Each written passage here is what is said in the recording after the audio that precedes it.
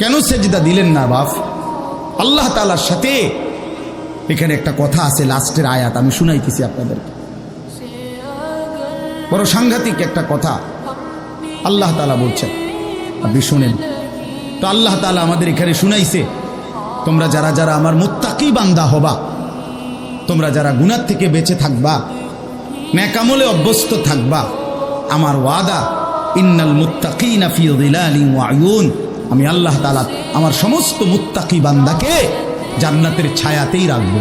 সুবহানাল্লাহ। আয়ুন, জান্নাতের নহর, দুধের নহর, মধুর নহর, মদের নহর, পানির নহর, 4টি নহর বেষ্টিত জান্নাতের মধ্যেই আমি তাকে 24 ঘন্টা থাকতে দেব। সুবহানাল্লাহ। ওয়া ফাওয়াকিহা মিম্মা ইয়াশতাহুন, আল্লাহ তাআলা বলেন, এবং আমি আমার মুত্তাকি বান্দাকে তার চাহিদা মতো সমস্ত ফল ফলাদি খাদ্য আহার্য আমি তাকে জান্নাতে দান করব। কুলু ওয়াশরাবু হানিআম বিমা কুনতুম তা'মালুন, আল্লাহ তাআলা জান্নাতি বান্দাকে পুরা জান্নাত দেখাইয়া, কোটি কোটি নাজ ও নিয়ামত দেখাইয়া আল্লাহ বলবেন, বান্দা আরামসে নিশ্চিন্তে তুমি এই জান্নাতের